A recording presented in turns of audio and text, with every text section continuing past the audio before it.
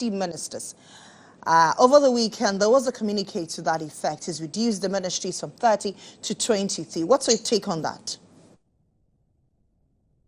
I think it's in a good direction.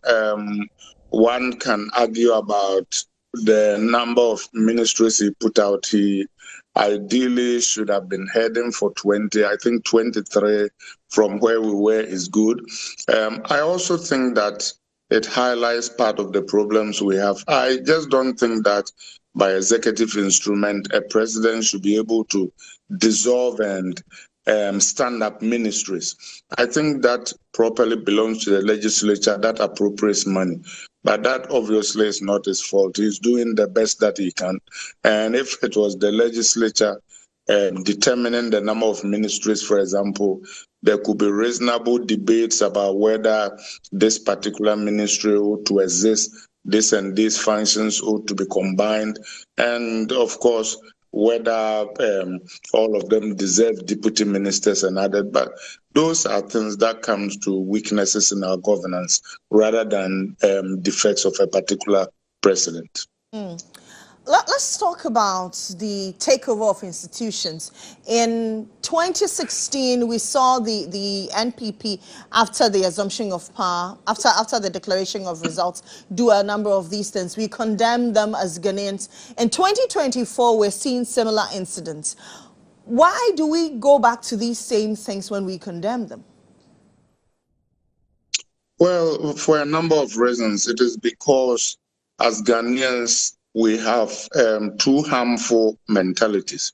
I think that despite the fact that we've moved away from coups, we almost see change elections the same way we used to see coups. The second thing is that we have a poor culture of law enforcement that has been overtly politicized. Because I think that the law enforcement organizations look at incoming governments and are afraid of annoying people who they know are going to be powerful. So when people are breaking the law enforcement authorities feel reluctant to check them out.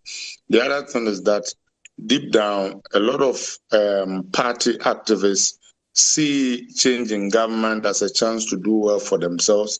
So whenever these changes occur, they feel impatient about waiting for due legal processes to take place. So they go to quote unquote take over institutions or mete out vigilante justice on their own. You know, as Professor H. Kwesi Prempeh said, sometimes we behave as if we are operating serial one-party states rather than governments. And I think it comes from politicized law enforcement as well as the perception by party activists that when there is a victory, the spoils are to be shared. But to be fair to the president, though, I noticed that after some of us reached out to him, he condemned the violence and asked people not to do that.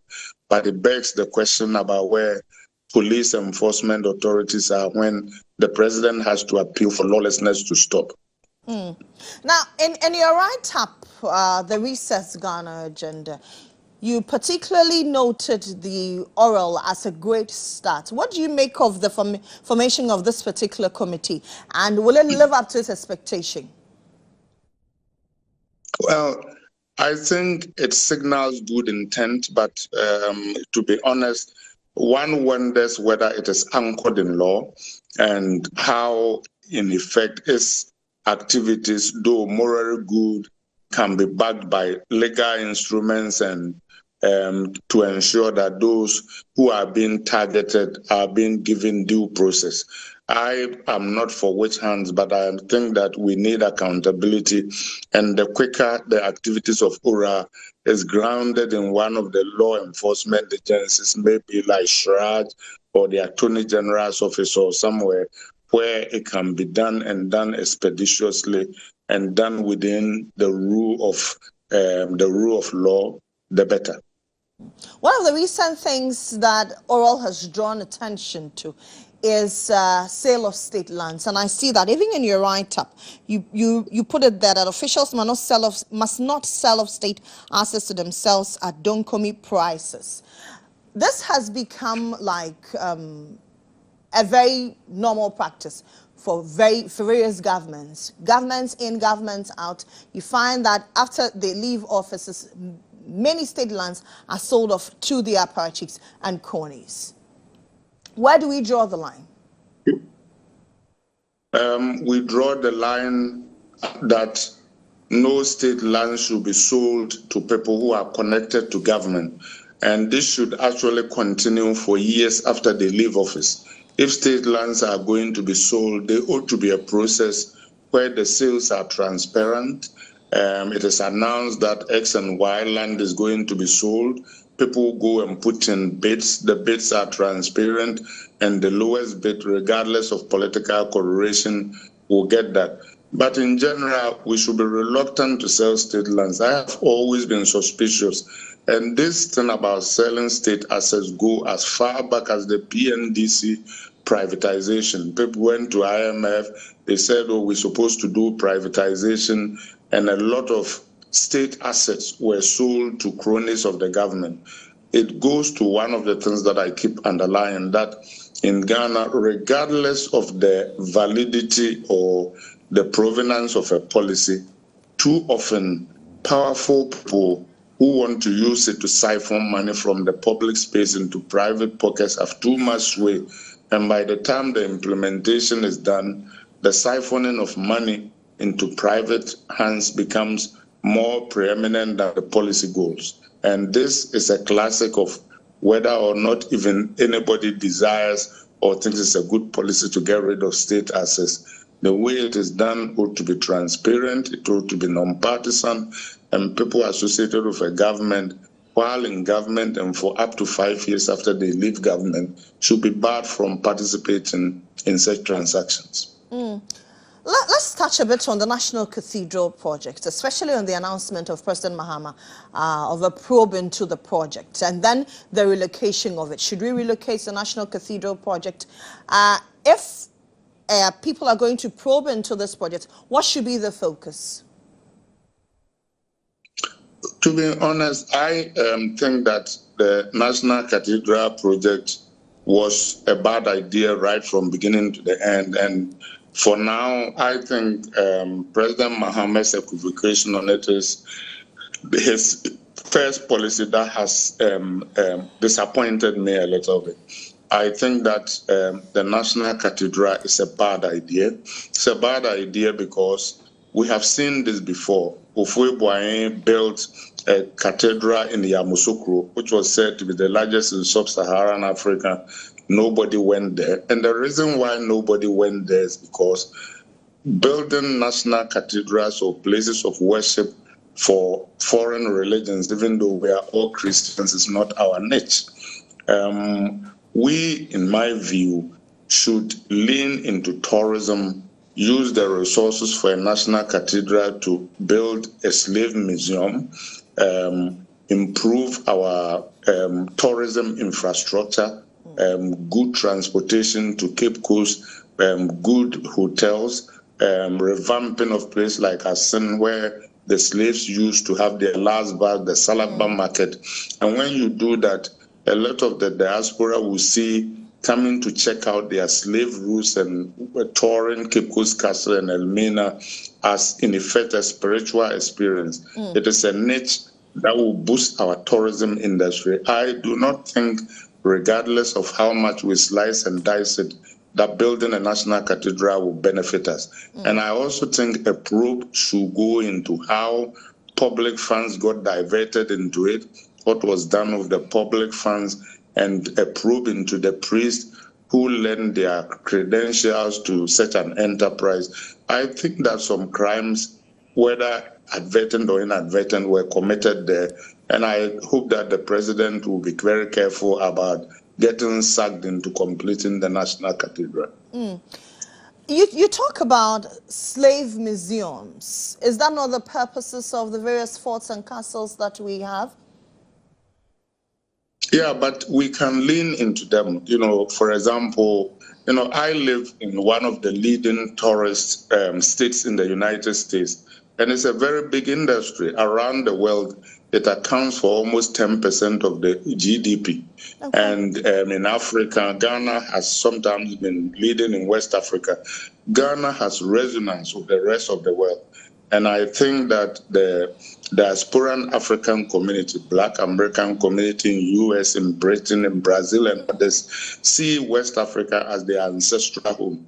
I mean, imagine Michelle Obama touring Cape Coast Castle, breaking down and weeping when he went through the passage and saw the Atlantic Ocean. These are the kind of things that we can lean into, have tour guides, have tourists get to Accra, spend the night there, tour the Slave Museum, drive to Cape Coast, do the tour there, spend the night, because the key to tourism is that you got to get them to spend money.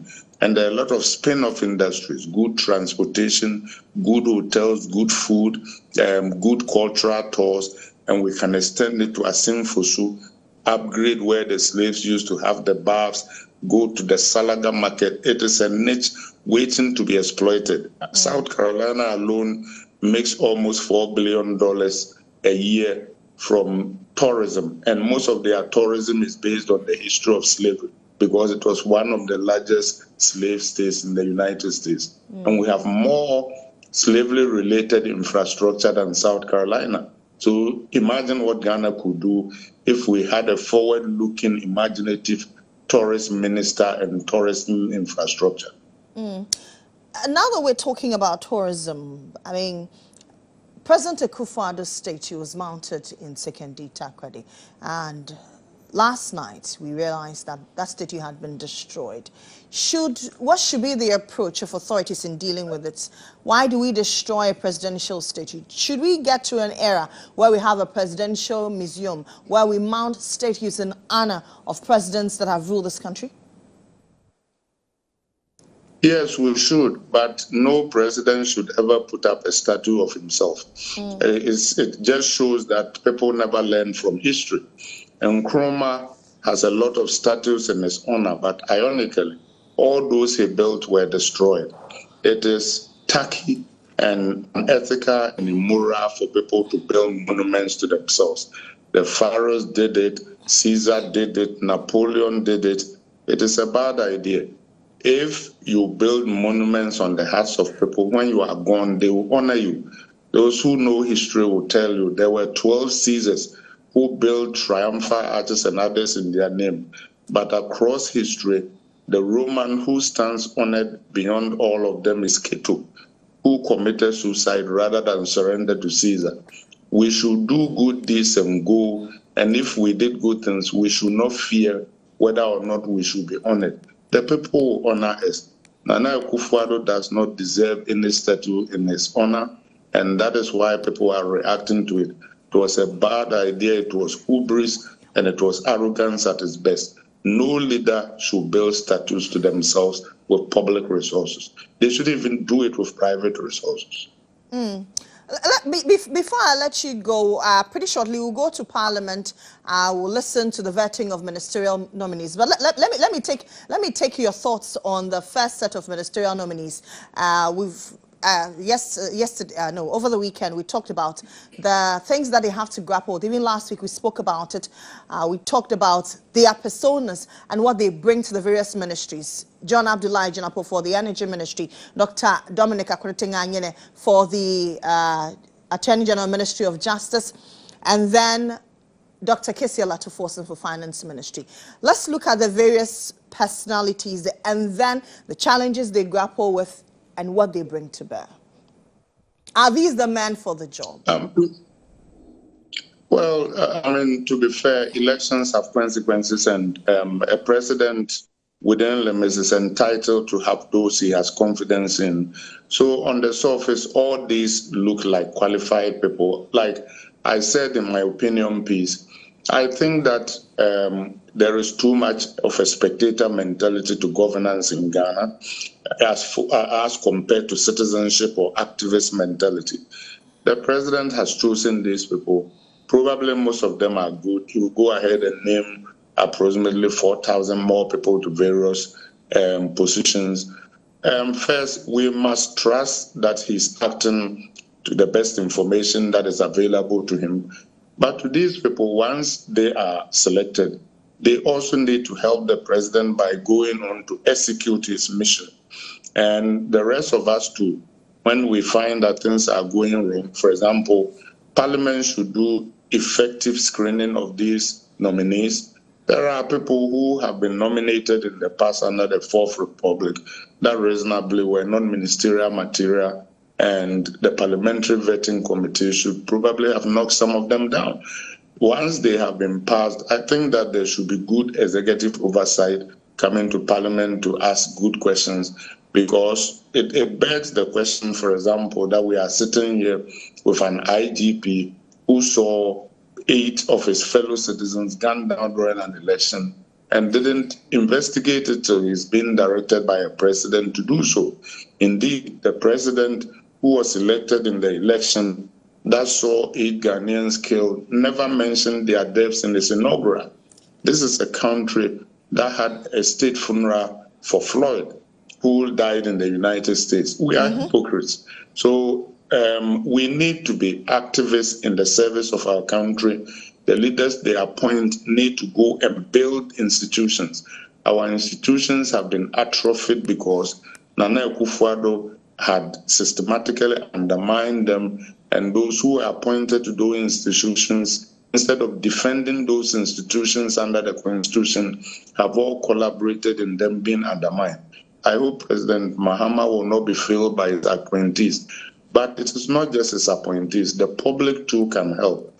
When you see people who are doing good work as ministers, commend them, support them, and particularly when their governments turn on them, as Frimpong Boateng's government turned on him, as Martin Amidu's government turned on him, support them, show them that you appreciate what they are doing. We cannot all say we want honest, good leaders, and then when these leaders are being cut down, we abandon them. If we do that, we'll get more bad leadership. Let's touch on the party for which you belong to, the NPP, and what led to this monumental defeat, if I should say. What do you think led to the NPP's defeat? Did the NPP lack goodwill? Yeah, they did. And to be fair, people like me have been talking about this for almost 2 years before the election. The party was governing badly. There were bad policies, like the National Cathedral and an alphabet soup of deals. There was arrogance. The president didn't do reshuffles. There were a lot of incompetent ministers. In effect, it misgoverned, it was corrupt, and then into the teeth of that, we picked the face of that misgovernance to lead us into an election. So we were telling Ghanaians that if they voted for us, we're going to get more of the same. And Ghanaians didn't want more of the same. So I would have been shocked if the NPP had been re-elected. We governed badly, and the people, just like they did in 2000, just like they did in 2016, they voted for change. It looks very reasonable. Does it appear that your party was not a listening government? Yes, it wasn't. To the end, the party became full of itself. President refused to do reshuffles. He defended ministers who had lost the confidence of the public and the confidence of Parliament, like Ken Ofori-Atta. And the public didn't like stuff like that. Your party has set up a committee to investigate the cause of defeat. That should be welcoming news, isn't it?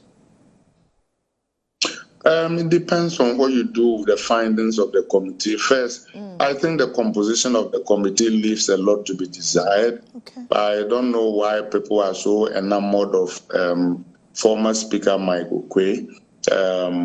He does not rock the vote. He is an establishment of the establishment.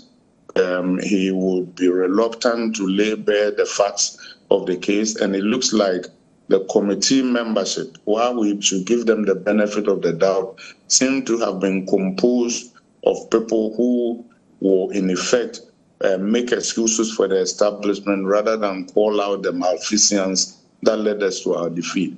And this is hand in hand with people going to the home of the presidential candidate to apologize to him for his defeat. I've never seen this before.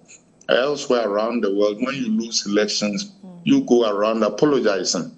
People don't even want to see you. But here, sycophants are going to him to apologize to him. How do you apologize to a candidate who ran a bad campaign? This is unheard of. You say he ran a bad campaign. What makes it a bad campaign? Or what made it a bad campaign?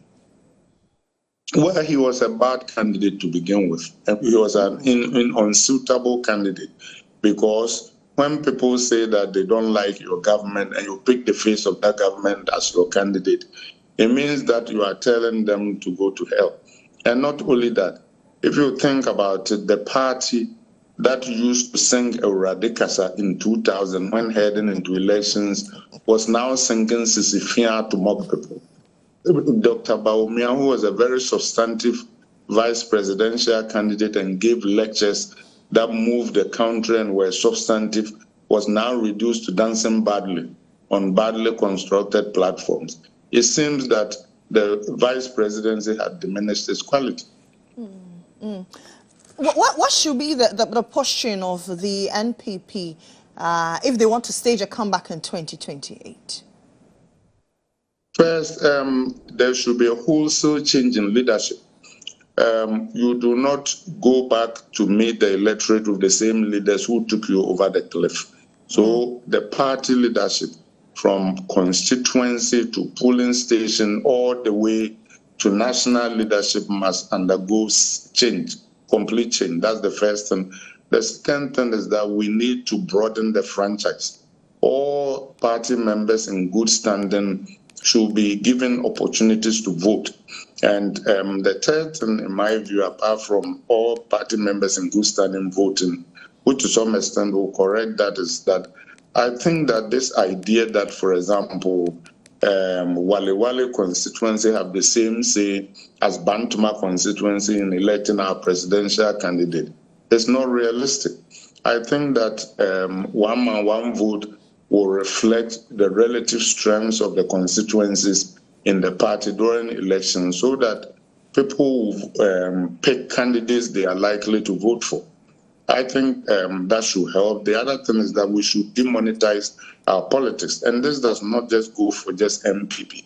I think that corrupt primaries inevitably will beget corrupt governments. So the idea of DC is going around and blatantly paying money for people to vote for them for public offices is wrong. We cannot say that the country is against bribery and corruption and watch people buying offices.